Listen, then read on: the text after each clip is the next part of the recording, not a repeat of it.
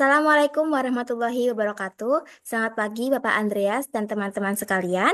Pada kesempatan kali ini kami akan mempresentasikan hasil perancangan basis data yang berjudul Sistem Informasi dan Pengelolaan Anak Asuh pada Panti Asuhan. Sistem ini dirancang untuk membantu pengelolaan data panti asuhan agar lebih terorganisir, mulai dari data anak asuh, kamar, pengurus, donatur, hingga data donasi yang masuk. Sebelum masuk ke pembahasan, izinkan kami memperkenalkan anggota kelompok kami. Kelompok 11 terdiri dari 1. Serafin Johan Sadipun dengan NPM 250810100028. Yang kedua ada Alia Sabrina dengan NPM 250810101161 dan saya sendiri Adelia Syifa Bunga Nirwana dengan NPM 250810101158. Baik, di sini saya akan menjelaskan bagian latar belakang di mana lembaga yang kami pilih adalah Panti Asuhan bernama Panti Asuhan Putra Ifatul Alijah, di mana ini adalah lembaga kesejahteraan sosial yang menyediakan tempat tinggal, keperawatan, dan pendidikan bagi anak-anak putra yang dimana mereka itu kehilangan orang tua, terlantar, atau kurang mampu. Nah, Panti Asuhan ini sudah berdiri sejak tahun 2006 hingga sekarang.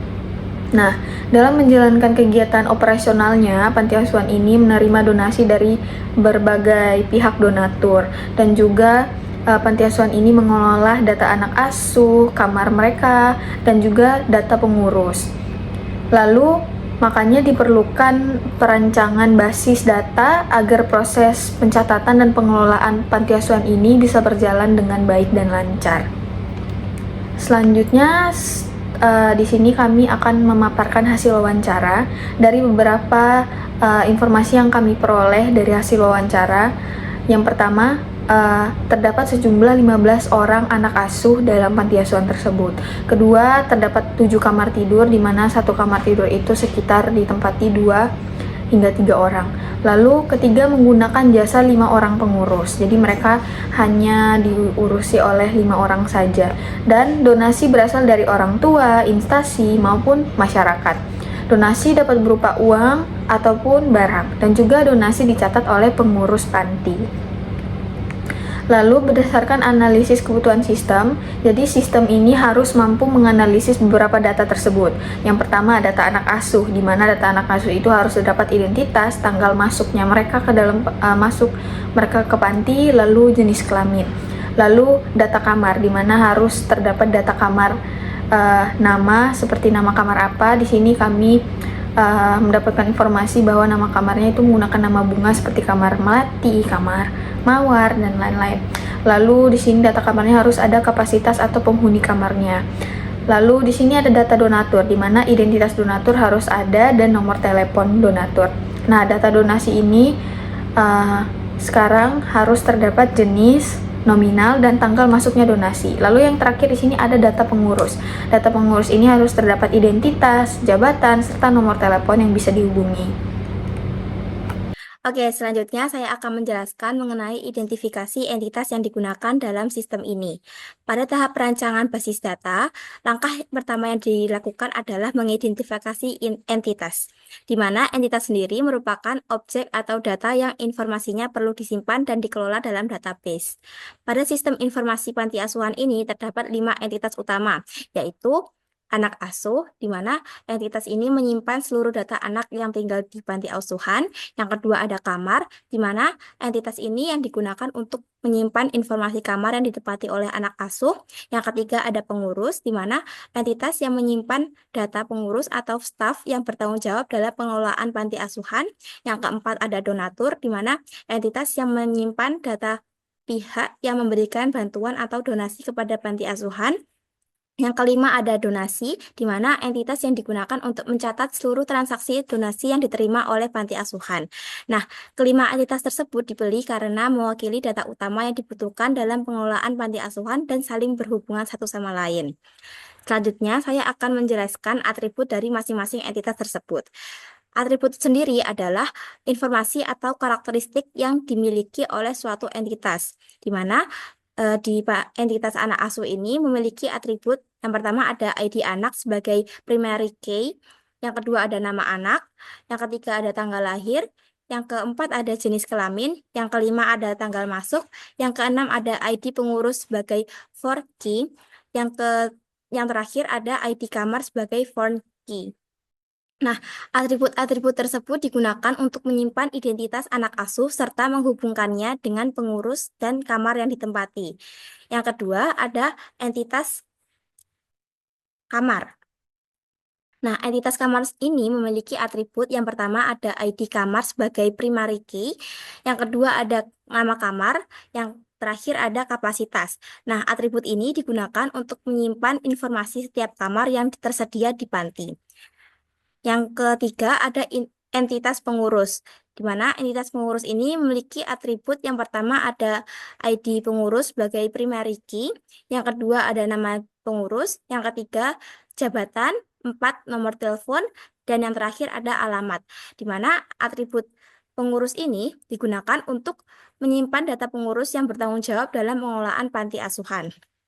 Yang keempat, ada entitas donatur yang memiliki atribut yang pertama ID donatur sebagai primary key, yang kedua ada nama donatur, yang ketiga ada alamat, dan yang terakhir ada nomor telepon. Nah, atribut ini digunakan untuk menyimpan identitas para donatur. Dan yang terakhir ada entitas donasi, di mana entitas donasi ini memiliki atribut yang pertama ada ID donasi sebagai primary key, yang kedua ada tanggal donasi, yang ketiga ada jenis donasi, yang keempat ada nominal, yang kelima ada ID donatur sebagai foreign key, dan yang terakhir ada ID pengurus sebagai foreign key juga. Nah, atribut donasi ini digunakan untuk mencatat setiap donasi yang masuk beserta hubungan dengan donatur dan pengurus yang mencatatnya. Nah, selanjutnya sebelum uh, kita masuk ke linknya, aku jelasin dulu pada slide ini itu menjelaskan tentang proses normalisasi database yang dilakukan pada sistem informasi pada panti asuhan.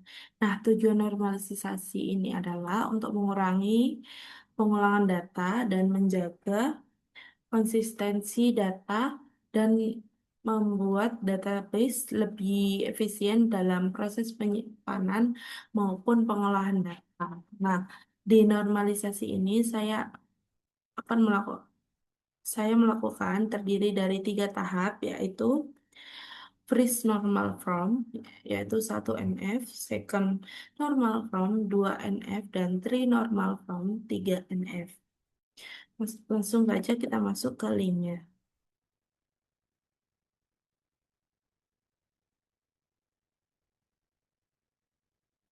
Yang pertama-tama yaitu 1 NF. Nah, pada tahap first normal form atau 1 NF ini seluruh database itu masih dalam satu tabel besar. Nih, aku kecilin terlebih dahulu biar kelihatan. Nah, seperti ini.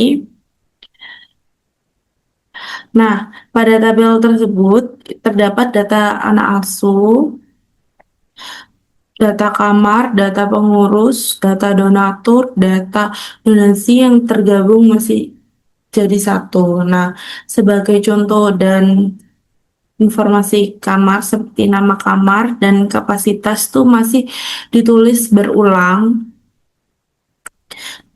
pada setiap data anak asuh yang ditempati kamar tersebut. Begitu. Begitu juga pengurus. Nama pengurus, jabatan, nomor telepon, alamat, itu masih muncul berulang pada baris data anak asuh. Data donatur dan donasi juga masih berada dalam satu tabel yang sama sehingga menyebabnya banyak informasi pengulangan informasi.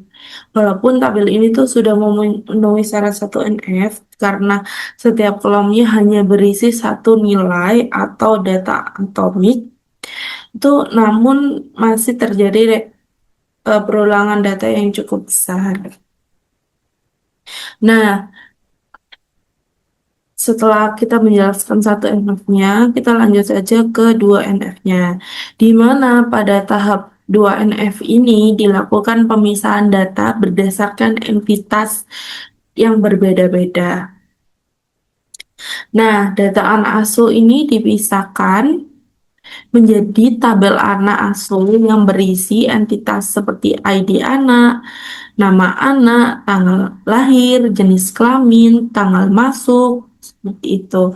Dan data kamar juga dibesarkan. Dan data kamar juga ini dipisahkan menjadi tabel kamar seperti berisi ID kamar, nama kamar, kapasitas. Selanjutnya juga pengurus juga dipisahkan menjadi tabel pengurus yang berisi ID pengurus, nama pengurus, jabatan, nomor telepon. Di bagian nomor telepon ini karena adanya privasi dari pihak pantinya, jadi kami hanya bisa memasukkan nomor telepon bagian ketua pengurus saja. Nah, selain itu juga ada donatur. Di bagian donatur ini juga dipisah menjadi tabel donatur yang berisi ID donatur, nama donatur, sumber, alamat. Sedangkan ini ID donasi juga dipisahkan. Di dalam ID donasi ini terdiri dari ID donasi, tanggal donasi, jenis donasi, dan nominal. Dengan pemisahan ini tuh data yang sebelumnya berulang sudah mulai berkurang karena setiap informasi hanya disimpan pada tabel yang sesuai. Selanjutnya kita beralih ke 3NF. Sebentar. Nah, pada 3NF ini atau Three Normal Form atau 3NF tadi dilakukan penyempurnaan hubungan antara tabel menggunakan Forensky. Nah, pada tabel anak asuh itu ditambahkan atribut ID kamar dan ID pengurus sebagai Forensky yang digunakan untuk menghubungkan data anak dengan kamar tempat tinggal dan pengurus yang membinanya. Selanjutnya, kita langsung ke tabel donasi. Ditambahkan ID donatur dan ID pengurus sebagai Forensky digunakan untuk menghubungkan data anak dengan data donasi, data donatur yang memberikan bantuan, serta pengurus yang mencatat donasi tersebut. Nah, penggunaan Forensky ini data tidak perlu lagi disimpan secara berulang seperti contohnya itu apabila kita ingin mengetahui nama pengurus yang membina seorang anak asuh. Cukup saja kita mengambil data dari tabel pengurus berdasarkan ID pengurus yang tersimpan pada tabel anak asuh seperti ini. Jika misalnya kita cari nama pengurus Roni itu siapa sih? Nah, itu kita langsung aja kita ke ID-nya P001. Seperti itu. Kalau kita lihat yaitu P01 yaitu Bu Indra. Begitu, teman-teman. Nah, kesimpulan normalisasi ini itu dari proses normalisasi yang dapat dilihat bahwa struktur database menjadi terorganisir pada satu NF, data itu masih tergabung menjadi satu tabel dasar. Nah, lalu kita normalisasi ke 2NF, data dipisah berdasarkan entitas yang berbeda. Dan pada 3NF, hubungan antara entitas dibentuk menggunakan Forensky, sehingga redundansi data itu dapat diminimalkan. Nah, hasil akhirnya database yang terdiri dari 5 tabel utama yaitu anak asuh, kamar, donatur, donasi, pengurus yang saling terhubung dan siap digunakan dalam sistem informasi panti asuhan. Begitu saja penjelasannya, langsung next ke slide selanjutnya. yaitu ERD. Nah, selanjutnya yaitu entitas relationship diagram.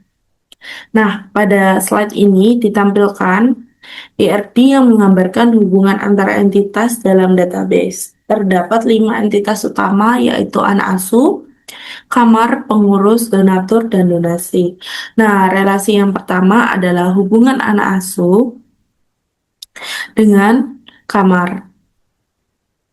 Nah, melalui hubungan menempati, kardinalitasnya adalah satu kamar dapat ditempati oleh beberapa anak asuh, sedangkan satu anak asuh hanya menempati satu kamar. Kemudian relasi yang kedua antara pengurus dan anak asuh melalui hubungan membina. Satu pengurus dapat membina beberapa banyak anak asuh, tetapi satu anak asuh hanya memiliki satu pengurus yang bertanggung jawab. Kemudian yaitu donatur dan donasi. Di bagian ini melalui hubungan memberikan. Satu donatur dapat memberikan banyak donasi kepada panti asuhan. Kemudian yaitu relasi yang keempat antara pengurus dan donasi melalui hubungan mencatat. Jadi itu setiap donasi yang masuk dicatat oleh pengurus yang bertanggung jawab sehingga data donasi dapat terdokumentasi dengan baik. Nah, kesimpulan ini dari ERD ini adalah digunakan untuk sebagai gambaran struktur database sebelum melakukan implementasi ke dalam sistem. Begitu. Next, relasi antar entitas. Nah, pada slide ini dijelaskan lebih rinci mengenai relasi antar entitas yang terdapat dalam database tersebut. Nah, yang pertama yaitu relasi pertama yaitu antara pengurus dan anak asuh yang memiliki kardinalitas 1 banding banyak atau 1 banding N. Artinya, satu pengurus dapat membina banyak anak asuh.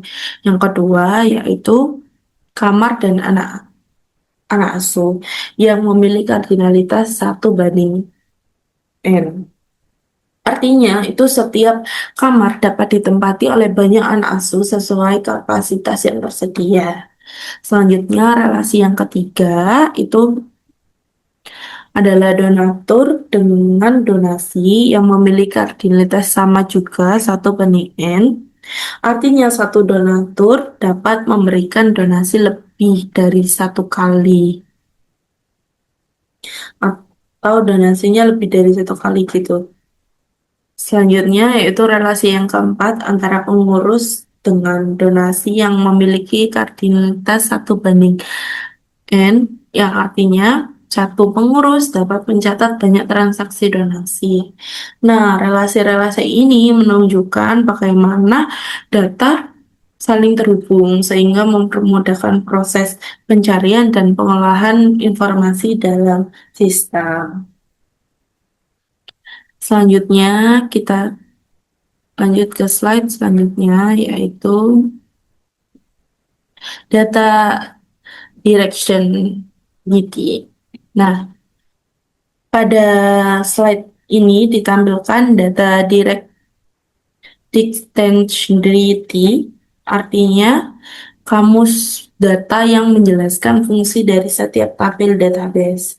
Nah, yang pertama, tabel anak asuh berfungsi untuk menyimpan seluruh data anak yang tinggal di panti asuhan. Kemudian, yaitu tabel kamar yang berfungsi untuk menyimpan data kamar beserta kapasitas yang tersedia, begitu. Selanjutnya yaitu tabel pengurus berfungsi untuk menyimpan data seluruh pengurus yang bekerja dan bertanggung jawab di panti asuhan. Selanjutnya yaitu tabel donatur, itu yang berfungsi untuk menyimpan data pihak yang memberikan bantuan atau sumbangan ke panti. Dan yang selanjutnya yaitu tabel donasi yang berfungsi untuk menyimpan seluruh data donasi yang diterima, baik berupa uang maupun barang. Nah, kamus data ini tuh membantu perkembangan maupun penggunaan sistem yang memahami fungsi dan tujuan dari setiap tabel yang digunakan dalam database. Jadi,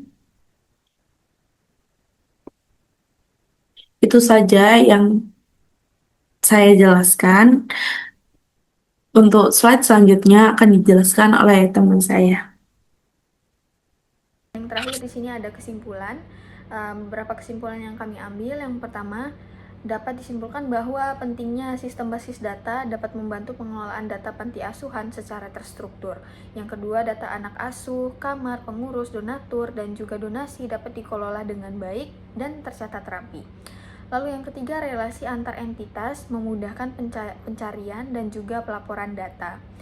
Baik, sekian dari hasil presentasi kami. Kami mohon maaf apabila ada salah kata dan yang mungkin ada beberapa informasi yang kurang. Namun kami sudah berusaha semaksimal mungkin untuk membuat video yang terbaik. Sekian dari kami, kelompok 11, kami pamit undur diri. Terima kasih.